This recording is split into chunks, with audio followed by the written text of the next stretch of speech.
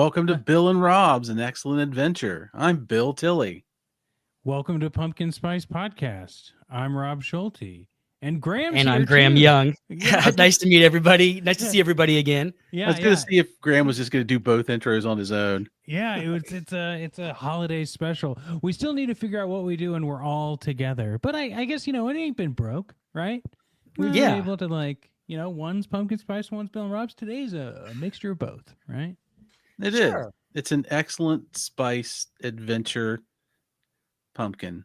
Hey, I'm here for it all. And excellent pumpkin spice adventure. Graham, what are your thoughts on that? Excellent spiced, excellent pumped, excellent pumpkin adventure. It's spicy, excellent adventure. Hey, that sounds tasty. That'll get him in the door. Yeah. Free drinks, everybody, after 2. Hey, well, just as long as you got enough tickets. Anyway, we are here to talk about 2 movies tonight because it is the season and we're gifting ourselves 2 films to discuss. But before we do that, I wanted to take a moment to reflect on 2024, the good parts of 2024, recording with both of you 2 bros. I think we've hit leaps and bounds on everything we've done together. Graham, we did a movie once a month plus a public Pumpkin Spice podcast season again, which hasn't happened in years. Well, and the prophecy was a lot of fun. Yes. Well, yeah, that was the first 3 especially. The other 2, okay, but the first 3 are just so much fun. Yeah, and Bill, God, another mountain of seasons that we got through. We did. Any favorites for you?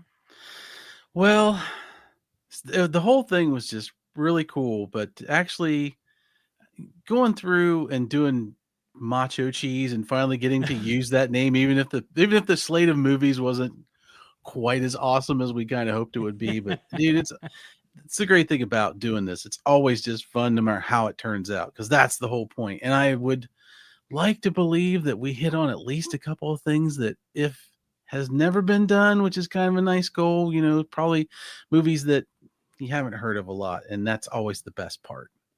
Yeah. I mean, sibling rivalry in general is always going to have a soft spot in my heart. It will for me too, especially because I got to watch a Frank Stallone movie with my family. And which one? Was one of those, we watched Savage Harbor together. Oh, okay. Gotcha.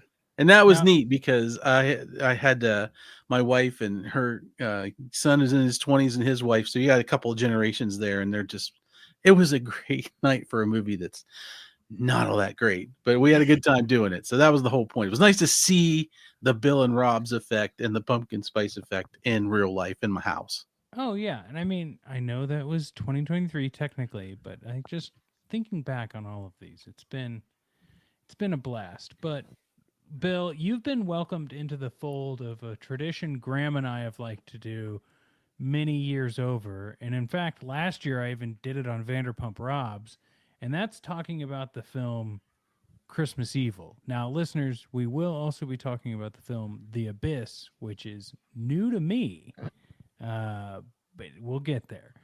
Okay. But I think first, if anyone hasn't seen Christmas Evil, I will once again read the Letterboxd description of this film, which is, "You better watch out. Garbled in his red suit, Harry, a toy factory worker, decides that the only thing he can do to save the spirit of Christmas is to become Santa Claus himself and make all the naughty townspeople pay in blood." That's a pretty good I like one. it. I like that. I think they've updated that since last time we did this. Now, before we let Bill joust us with his hot takes, Graham, why do you remind the folks? Why do you like Christmas Evil? I became aware of it. John Waters has been talking about it for years. Yeah. And if you're anything like me, like you go to the Christmas store or you go to the grocery store during Christmas and all you hear is the music. And so by the time the 25th runs around, oh my gosh, this cat is crazy. Mm-hmm. Sorry about that, y'all. once Christmas finally comes around, like I am done with it, and I'm ready to literally kill Christmas at that point. And so that's why I love the movie. It's funny, it's weird, it's bizarre, it's engaging, it's never boring. It's just a lot of fun. Yeah, same for me. I think it's just obviously we both love horror movies and stuff, but this isn't as much of a horror movie, I think, as much as it is like a like I don't want to say falling down because it's not falling down, but it's like this guy has a psychological break and we're watching the effects of that through this Christmas lens that would be totally different if someone tried to tackle this film today, right? There would be like everyone would have a think piece on it, or there would be like a lot of more therapy speak. And this is really just from the point of view of the guy who's losing it. And I love that. Yes. Watching it again, and then I'll let Bill take over. Yeah. I do want to say that I never noticed like this movie's about every person on this planet is a child, and then they become aware of human sexuality. And most people are like, okay, I guess this is what it is. But for our main character, he just went psycho.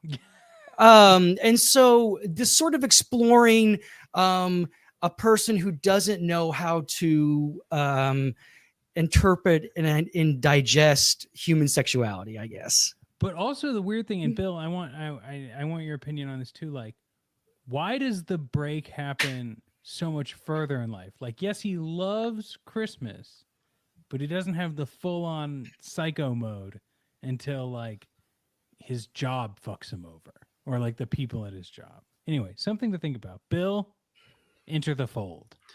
Well, this will be interesting because I'd never seen this movie before, and I'm gonna say right up front, I didn't watch any trailers or anything. I read one description of it, and I think it really is wrong to call this movie a horror movie. Yes. In the traditional sense, because there's some of them use the word slasher, and this is not a slasher movie. No. So, all respect, and always remember the opinions of this particular square on the screen is his and his alone. I was completely befuddled by this movie. 100%. Like, I understand what I saw.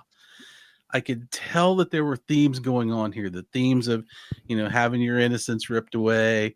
The weird part about when you get older and you kind of got the main character here, he's got this almost arrested development in one specific part of his life, but not really anywhere else. Like, you can tell there's some mental things going on here. There's just this. He gets the very first scene when he gets out of bed almost wearing a Santa Claus outfit. Like he sleeps in it. I'm like, all right, this movie's got a guy in it that's just weird, but he gravitates back and forth between kind of, for me, being two different people. Like there's like the Santa Claus persona, and then there's the stuff that's going on.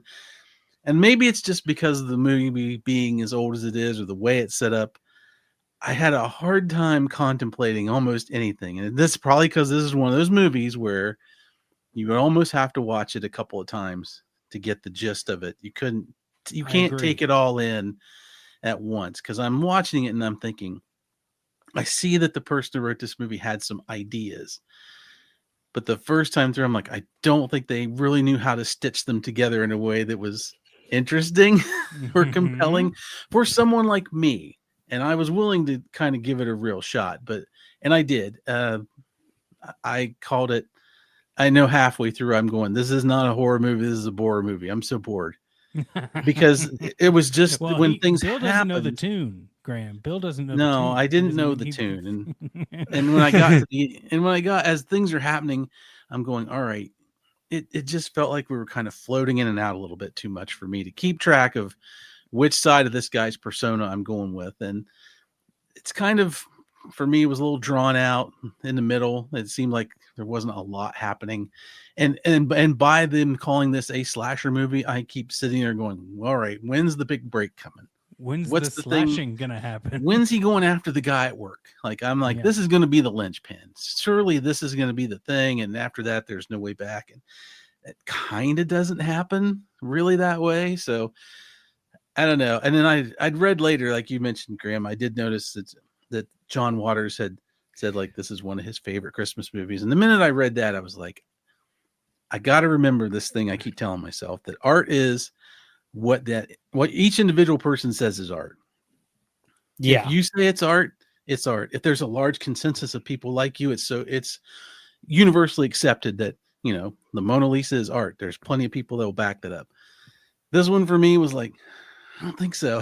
I don't think it qualifies as quite that. And It's maybe acquired taste. Yeah. I'm sure it is. And I'm sure it's under repeated viewings, it might hit differently. I don't know that I could go back and watch it again, particularly after the ending of it. I won't go out when there. he flies off in his van. Is he Santa Claus? Is he? No. No. He's just insane, and this is all in his head as the van falls off the cliff. Maybe, and that was the final thing, that when it happened and the movie was over, I just remember going, I don't know what happened. And sometimes that's the movie you're after, but for me, it really threw me for a loop. Well, Graham, I think Bill makes some good points because, yes, this movie does take a couple of watches to be like, all right, I'm on board, right? Even if you sit down and watch Christmas Vacation today, you get towards the middle of it and you're kind of like, damn, how much of this story do they got to tell? It's still got funny scenes and it's still got moments that are like entertaining to watch, but it's like Christmas Vacation is like 2 hours and 10 minutes. Like, this movie does not need to be that long, right? And maybe it's not that long, but every movie will dip in certain spots, and this is the sort of film where it's like, maybe it's not, maybe some of its parts isn't the best thing, but it's like has these like amazing vignettes and like scenes that like I can put up with him slathering mud on his face and hiding in the bushes for like a 7-minute scene with the mom from Home Improvement to get to the like, I want a subscription to Playboy or whatever, even though those happen out of order, but like get to the scene where he like goes to the office party as Santa Claus and gives that like creepy ass speech where he's like, but if you're bad boys and girls, he'll give you something terrible. And even after that creepy speech, they still like a rally for him, like that says a lot, man. I don't know. Yeah. Well, and it's you said last year, Graham, sorry. But Bill, like, did you get all the Frankenstein like allegories in this too? You mean like when this takes place in New Jersey, right? Yeah. So when the New Jerseyites just suddenly appear with young Frankenstein torches out of the middle of nowhere, I got it. I mean, I absolutely got it, and that was a whip snap for me. That was an out loud. Come on, what the hell are we looking at? They've literally got torches and pitchforks, and that's the thing is like, I did see the elements. Like I've watched enough film that like, all right, I get this tone. I get the thing you're sort of referencing. I get the emotion of the scene. I get the through line you're going for. It's just that I think because this movie feels like art house horror. And if you're already more into that, I think you pick up on it quicker because you've seen it more. For somebody like me, I mean, this is a movie like this would take your repeated viewings. Whether you could do it or not is the question.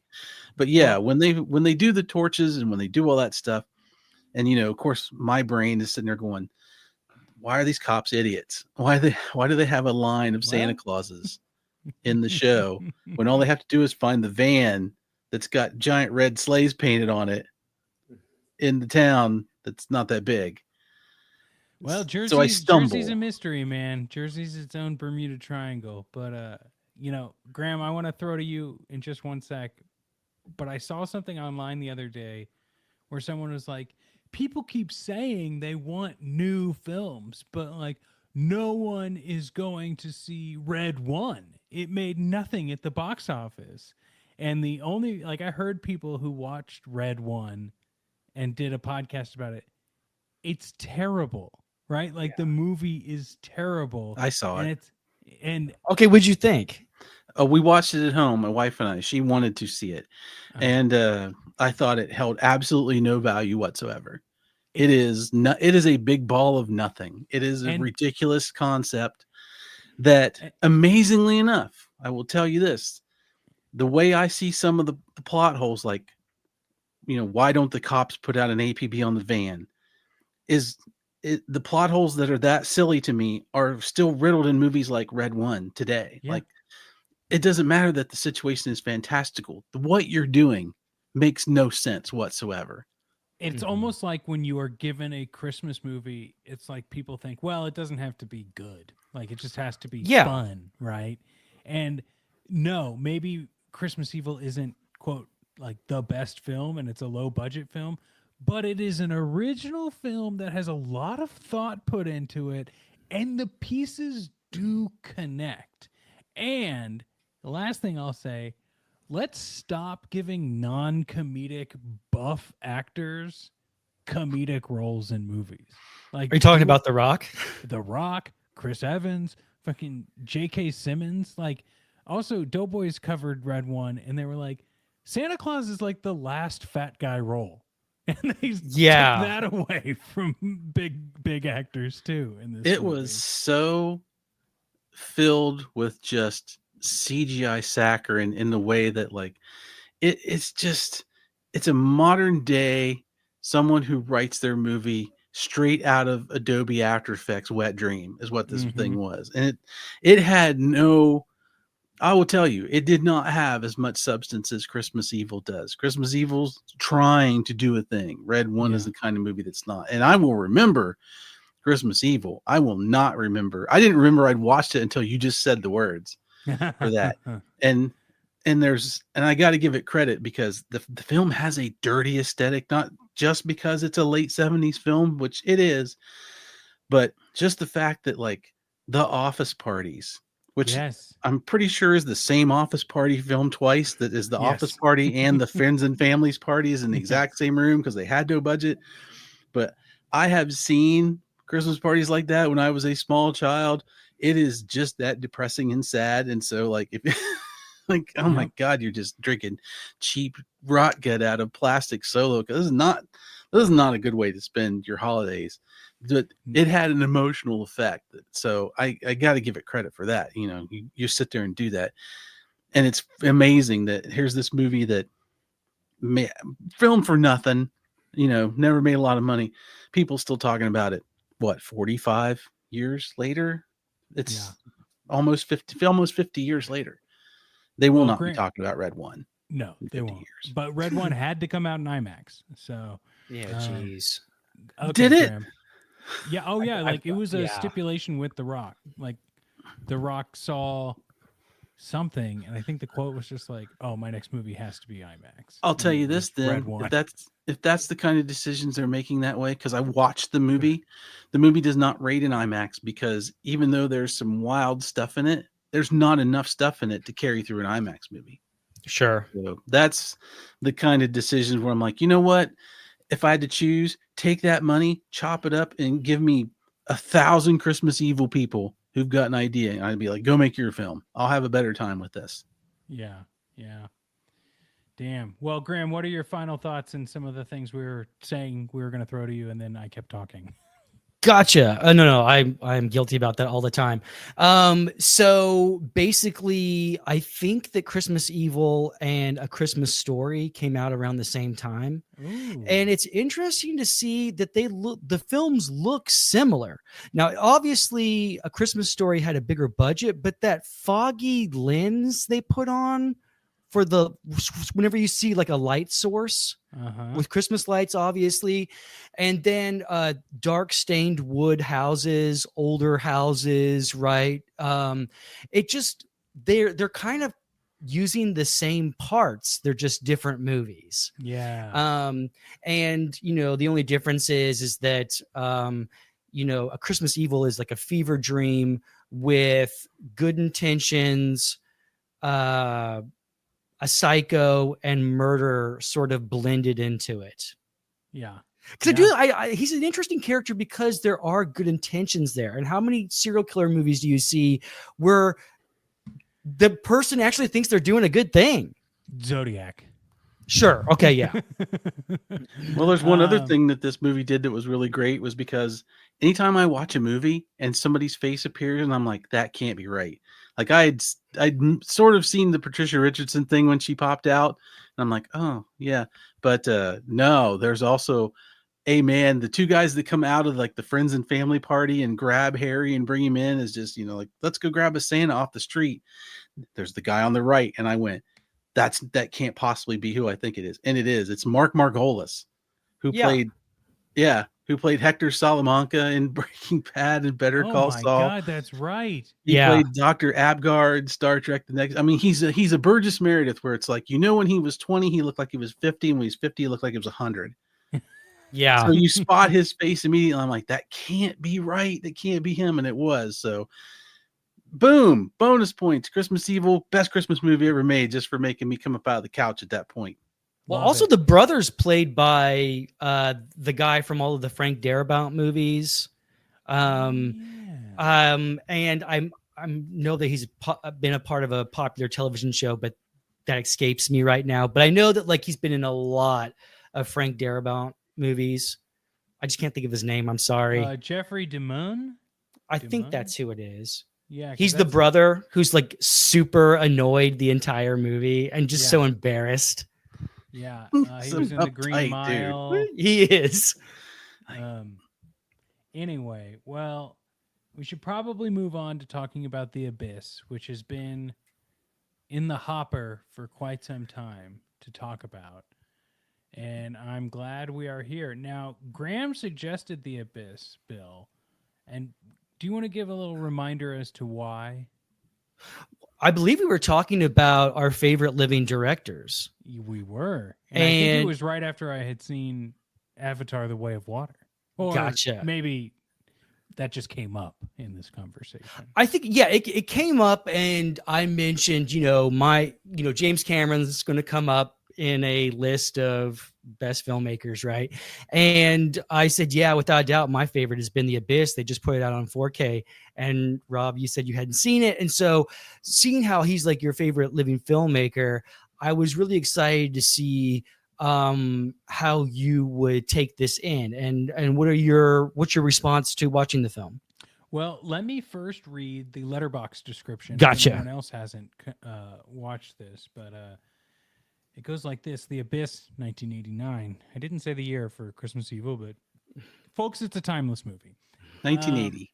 1980. Okay, I thought it was 81. Okay, 1980. Okay. Yeah. When you get there, you will understand. A civilian oil rig is recruited to conduct a search and rescue effort when a nuclear submarine mysteriously sinks.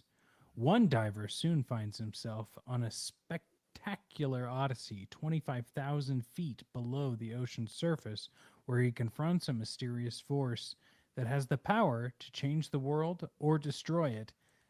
I don't like this letterboxd description. No, it's not very good. It's not very good at all. Now, let's compare that to the IMDb description. Okay. A civilian diving team is enlisted to search for a lost nuclear submarine and faces danger while encountering an alien aquatic species. A little better, but still, I don't think perfect. But accurate. Yeah. Yeah. A little more. The other one's not accurate at the end. It's another one of those back of the box type things where somebody took a little bit of license just to try and get you to grab this thing off the shelf because none of that is substantiated. A little bit. I mean, there's the whole giant tidal wave at the end that they threaten them with, so they could change the world. Which is expanded in the deleted scenes. And we can talk about the guy showing his butt during a huge special effects thing. I think it was the reason why they cut the scene. Interesting. He moons the camera. I did not. As he's running away from the typhoon. Is it Chris Elliott? Is it his character? Yeah, that would make sense. This is the prequel to Cabin Boy, by the way. That's how he got started. Now, Bill, had you seen The Abyss before? I have to assume yes. Yeah, I had seen it. I didn't see it in the theaters. I saw it on home video or HBO at some point, but I hadn't seen it in a long time. I actually couldn't tell you. It probably was somewhere in the early 90s was when I caught it, and probably never, and I didn't revisit it. So I had a preconceived notion of it in my head from what I thought I remembered, which turned out wasn't exactly right. So that's always fun to find out. Oh, I yes. remembered thinking, boy, I don't watch this because it's one of those long ass James Cameron movies, and it's isn't it slow and boring, and I don't know. I know the water stuff was cool, and I'm like, no, it turns out it's not slow and boring at all. No, Just didn't remember it right. it's full tilt pretty much the whole time. Pretty much. Yeah.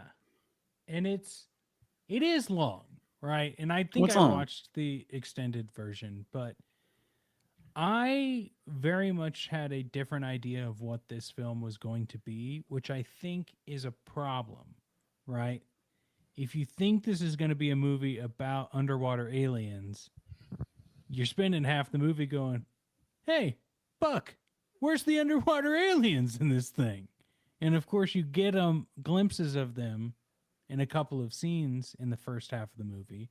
But really, it's like a Deus Ex NTI in this thing.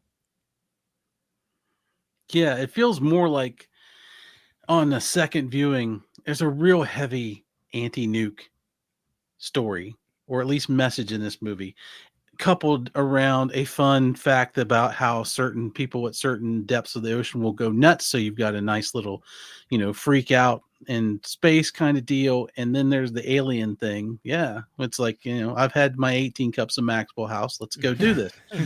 Kyle Reese is about to go back to the future and do some stuff. And then the alien thing is almost like off to the side.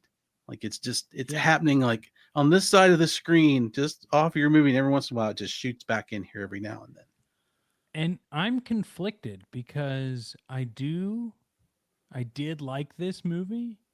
I wish I would have known, I wouldn't have had preconceived notions going into the movie, I guess is what I'm saying. But Graham, what are your thoughts on The Abyss? Obviously, you like it. Yeah, I love it. I mean, it's one of those things where when you watch Aliens and you're like, how is Cameron ever going to get a cast that tops Aliens? That cast is phenomenal. And by gosh, it doesn't have Bill Paxton, but Abyss almost does it. That cast is phenomenal. And, rewatching it, I can see why this is probably Michael Bay's favorite movie, right? Blue collar workers saving the world, almost like Armageddon, and it's such a lived in world. I love the fact that this was like the biggest budget movie at the time, and it was so science driven. We can get into the rat scene. I know we're going to talk about that at some point, but maybe a little bit more so in Abyss than Avatar, although it exists in Avatar, is this focus on science and discovery, along with making a big budget motion picture. And there's some real wow factors in this movie for me, as a wannabe filmmaker, like how they shoot certain sequences. And there are things that should be hokey and they're not. And I think I really have to credit Ed Harris and Mary Elizabeth Mastriano for their work in this, because it's so genuine. And like any other movie where Ed Harris's character takes off his wedding ring, throws it in the toilet, goes back in and gets it, and then later that ends up saving his life. I love that. And I think if any other director would have tried that, I would have thought it was just, again, hokey. Well, another director today it would have been so telegraphed that this is going to matter. Like it would literally another director, if he had gotten the ring out of the toilet, they would have waited, and then the toilet door would have gone, and then you'd be like, yes, okay, gotcha. But you're right. I noticed good actors fill in the blanks, and they're living in the world. And as far as continuity goes, if you look at Ed Harris's hand, it's blue for the rest of the movie. Yeah. Look, I'm not a huge fan of submarine movies. Oh, so that's my thing, man. I'm claustrophobic, so I have a huge, I escape into submarines because I could never do it in real life. And I have to blame this on, unfortunately, friendly fire. Bill. Oh no. And that's the war movie podcast, because they would hype up submarine movies so much that whenever I would watch them to then produce the podcast episode, I would be like, it's what I call the Napoleon Dynamite effect. You tell someone it's going to be the funniest thing you've ever seen in your life, and then you're like, man, if you wouldn't have said anything, I would have thought this movie was really funny. But now that it's like Yeah. been hyped up so much, and I think I get that with a lot of like Hunt for Red Octobers and Crimson Tides and things like that, to where this didn't necessarily have that effect, but I was getting like those like flashes of like, oh man, are we going to be stuck in like these chambers the whole time? And luckily, no. Like, there's some great underwater sequences. There's some great, just wide open spaces in this area that's really cool. And the characters are really what drive this whole thing, like you said. And a part of me, and I'm probably not having an original thought here, but it does feel like Cameron will bring in things to movies because he wants to do it on a bigger scale in his next movie. And I feel like they were testing the T-1000 stuff with The Abyss. Absolutely. Absolutely were, because they carried that over. And I see your point, Rob, because when, like, talking about submarine movies, I love these movies too. I love The Hunt for October and Crimson Tide, but also Das Boat. But the thing is, when you say submarine movie, you kind of expect a movie filled with submarines shooting at each other.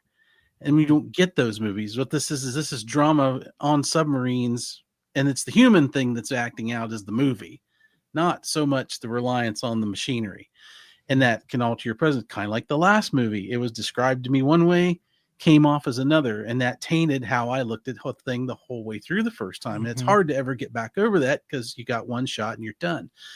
But these movies, now, Graham, kind of like you, I'm not claustrophobic, but I couldn't swim at all till I was 21, and I suck at it now. But I love boats, and I love submarine movies, and I love all that stuff.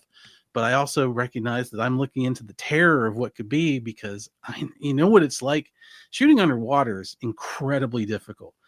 So just inherently, you watch this movie and you go, my God, the fact that any of it doesn't look like crap, that it looks amazing, is an incredible feat.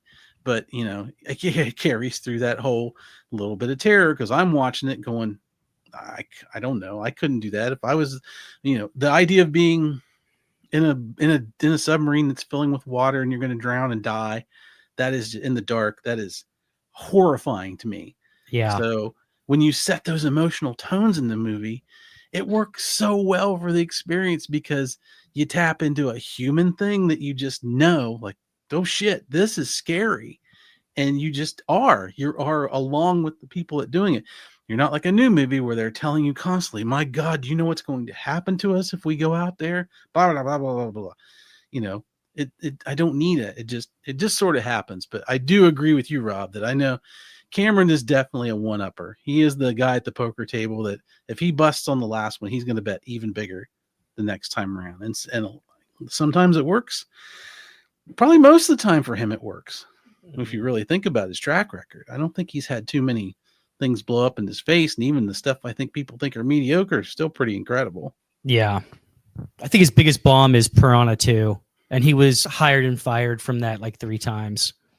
And that's early in your career. Like, you almost have to give yourself mulligans then, because you're a director for hire at that point. Yeah. I mean, you're still learning what you're going to do. I find this movie fascinating, though, because it does seem to be like it's an epic, big budget James Cameron movie. And it falls in this weird space, I think, in his directorial career, where when you look at it, you've got aliens, like you said, Graham. How do you top that? How do you do this? And not even like I said, top, not even necessarily top, but how do you make a film after have made Aliens, right?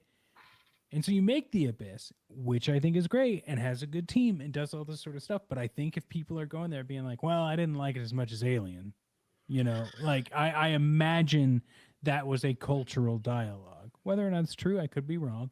But then you get Terminator 2 Judgment Day a couple of years later, and you're just like, oh shit, everything this guy makes is gold. Yeah. It makes you reevaluate movies like The Abyss because it's like, oh no, he's just doing stuff and it's good. Well, here's something for both of you. I mean, you think about that dynamic in there. Correct me if I'm wrong, because the aliens in this movie are not evil. They're not like xenomorphs. They're never put up that way from the start. And there's nothing they do that's threatening. Some of it's even cute. When you finally get a good look at them, they're not terrifying in that sense. They never, at the last minute, open their eyes and 1,000 daggers shoot up out of them. Like, they're not the bad guys. And if anything, I wouldn't call them the victims, but they're the ones that Ed Harris's group are actually trying to protect from the wonked out military guys who they're not even wonked out because they're just completely nuts, as they've been put in a situation that's allowed their leader to go crazy and they're just kind of going along with it. So it's that whole pressure in a tin can situation. But maybe that was one of the things about The Abyss that the first time went off, because I'm going, well, it's not an alien monster movie of the week type thing. It's not exploration. They didn't set out to explore. The oil rig people are trying to do the right thing at the end of the day and still stay alive. You can relate to all this humanity stuff, but there's really no big pop except the race for the warhead. And honestly, in a movie this big, it's not what I would expect to kind of be your big bad moment with just a sub fight between a couple of people. So the rest of it is just this weird, almost like you're breathing out the end of the movie as they're going down, and we're like, we got to get the thing and help these people. When there's all that tension, just in a lot of ways, just sort of leaves. And it's when the movie's over, I'm always kind of like, oh, I did not remember the ending. I didn't remember it at all. I was like, yeah, that's the ending. Well, that's kind of just kind of plopped out there. Wow. So that, honestly, that part didn't make me happy at all. Yeah. I feel like it does droop a little bit at the end, but also I try and like think about the phases of like how we tell stories as societies, right? Like, we're never getting another Knight Rider TV show. Even if you try and remake it, you're never getting Knight Rider. You're never getting Renegade. You're never getting another Columbo. As much as people try and remake Columbo in different slabs of paint, we're never getting that again. We're not going to get The Abyss again. It's not going to be told the same way again. If they haven't remade The Abyss in like 2009, then it's not going to be remade and it wouldn't be done. But I still like accept it for like the movie it is in the place where it was made. But Graham, I feel like I've been talking over you a little bit. Is there anything from this movie that like keeps you like just excited about it? Yeah, again, the action sequences, sort of Cameron knows how to deal with catastrophic failure and then how people react to that. When the crane's coming down to the ship, that is just an amazing scene. Yes. And then having to shut all of the corridors before they drown, they lose members of their crew. That's really crazy.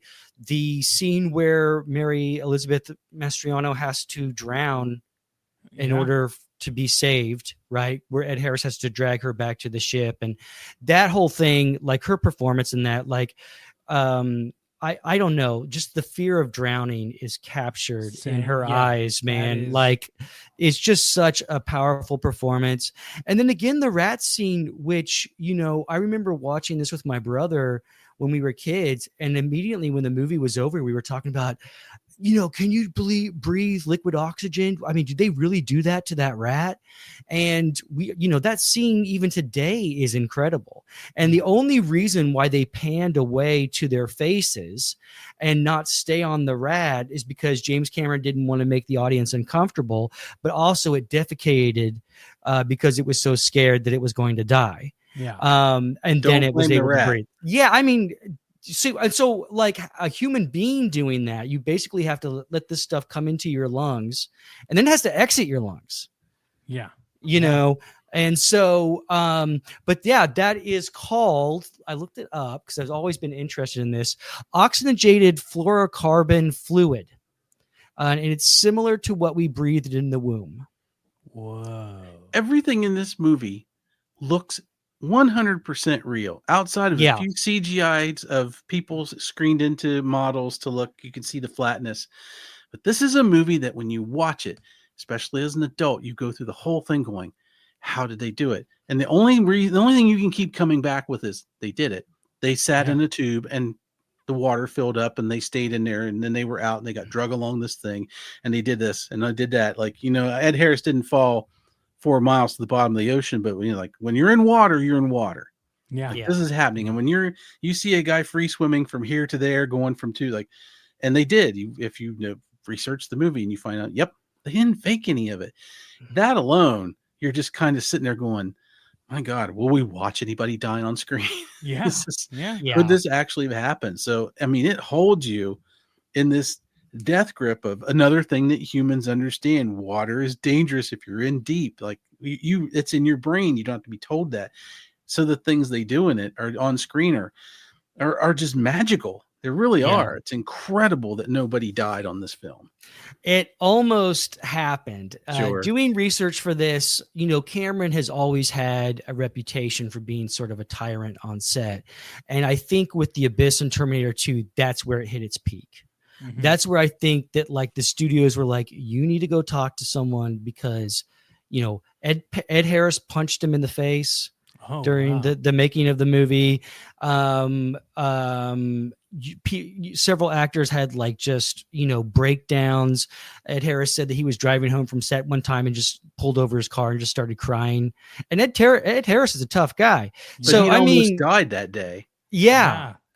There was a lot that it took a lot to make this movie, and you feel it while you're watching it. Absolutely. I think that the intensity of the production showed in the intensity of the performances, and it really works. Now, I don't necessarily think that's the best way to work with creatives, but in this case, it certainly worked in my opinion. Well, in my opinion, I would like to say thank you for bringing this movie to my attention. It did make me go buy a 4K disc player, so I will be picking it up. And as Bill knows, I've been tinkering in my lab with my Plex server to try and stream 4K as best as possible. But really, there's nothing about just having that disc that then I can watch the special features and just own the damn thing. Yeah. For the movies we want to own. And, Bill, you and I have talked about this, and Graham, I'm sure you've been there too. Like, there is a point in time where you're like, I'm just going to get all the DVDs. Like, and then I'll just have a library of all the DVDs. And then you're like, how many times am I going to watch Wedding Crashers? Yeah. And, so now it's just like, I'm going with the Arrow videos, the Vinegar Syndromes, the Criterion. And like, when it's something good, it's going on the shelf, Yeah. There are things that will always be out there. You'll always be able to watch Back to the Future for the rest of our lives. It will be available. I will say this though, Rob, now that you've seen The Abyss, if you got your 4K player, if you go out and buy the 4K of Deep Star 6, you're not going to have the same experience as The Abyss. Or Leviathan. Okay. But I am going to make you watch it. Okay. Well, I'm going to make you guys watch something. This is my little Christmas treat because right now, as of the time we are recording this, we are about exactly 12 months away from the release of Avatar 3, Fire and Ash. And the trailer's been out for a little while, but I thought we could like watch it together, talk about it, and then maybe we can all name one movie next year that we definitely want to cover on our respective podcasts. So let me hit present. I didn't know they released a trailer for the third one yet. Oh, baby. It's a teaser, but... okay. We are going to... I have not seen these movies. I haven't seen this trailer. Well, it may not work, but we're gonna try. We're gonna try. That's why I they have call to it a give my teaser. Rob computer. teases us with it. Well, I can't do this here. Don't worry, folks. We're gonna make it work. We're making it work. Rob's got his white panel van pulled up, but he's not showing us the bag of candy. Not quite. Not quite. We're gonna try again. This says it's AI and not to fall for it. Well, I haven't pulled it up yet, so. But don't fall for AI, everybody. If it's out there, Yeah. don't. Well, I can't share it, so yes, I can. Hang on. We're gonna share this screen. Share this window. All right, here we go, and you can see all the Superman stuff on the other side. Mm-hmm. You may not be able to hear it, but we'll talk about that on our own. Can you hear it? I can't, no. Okay. I didn't hear What anything. we're gonna do is I'm gonna play this, but I'm also dropping the link in the chat so you all can pull it up on your own. Okay, yeah, I did not know that this was released. Okay, so I'm going into the chat section here. Actually, I'm gonna text it to you guys directly. You can pull it up on your phone. And let me know when you've got this, and we'll hit play.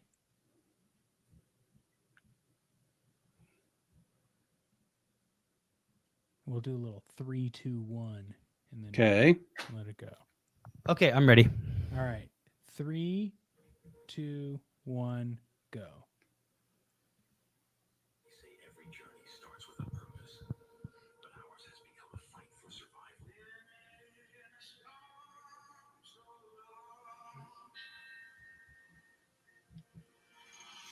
The forests, the oceans, they taught us to live in harmony. But the fire, it doesn't forgive. It consumes everything. We thought we knew our enemy. We thought we understood pandemonium. But this is a war like no other.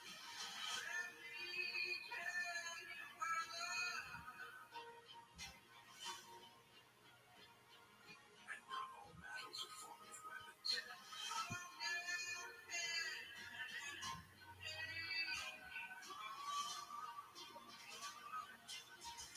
The fire's coming for us all. Let's slowly stick together. We'll face it as one.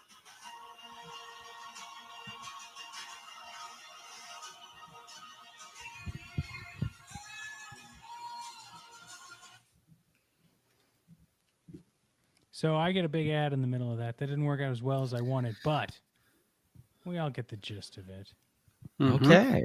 Okay. Yeah. I'm ready for this. It felt like, Okay. Avatar was a little Fern Gully. Way of Water was a little bit like, hey, there's more people on this planet. Now we're getting fire and ash. We're like, there's a lot going on here. And I'm Now we're ready going to for get it. fire. Yes. So let's go round robin and pick one movie we want to cover next year. Bill, we'll start with you. Oh, geez. Is this a new movie or just any movie that I Any haven't? movie you can pull out of your treasure chest. Oh, well, in that case, it's the one I've been thinking about forever because I have a little plan for a sort of a Valentine's Day release theme there. So there was a movie I saw a long time ago on Cinemax when I was a lad. It was a movie called Electric Dreams from 1984. I haven't had a chance to revisit Electric Dreams lately, but I thought, boy, wouldn't that fit in with a series of films called Love Machines. Mhm. So That's I'm good. deeply looking forward to revisiting because I remember watching this movie as I guess I would have been a teenager when I saw this movie. And this is not a movie that teenage me should have liked, but I was very taken by it. So I'm very excited to revisit it as middle-aged me and see how that holds up. Plus, Giorgio Moroder soundtrack. Come on, man. As one of those, have you ever had one of those movies where you watch it's like, and the music in it's never commercially released in a way you can ever find it? Like you don't know it, they don't play it on the radio, it's not there. The song from that movie, Electric Dreams, just tattooed itself into my brain in the credit scene. and it was a hunt forever to find it. And it's just one of those things where you find it on, and I own the record, like 20 greatest film and TV hits from KTEL, and it's on there. So Nice. it made an impact. Okay, awesome. I haven't thought about that movie in a while. No, me either. How about you, Graham? I think it'd be fun to watch with y'all. My favorite movie of this year. It's a prequel to Star Trek. It's called What is it? Megalopolis. Wow, And platinum. I know it's a Way to sell polarizing it. a polarizing film, but I really do wish that Gene Roddenberry were around to have seen it. And you'll know what I'm talking about after you watch it. Okay. I think I've got two ideas. One, I want to run by Graham to think if it would be a good idea to fit with something we watch with Bill.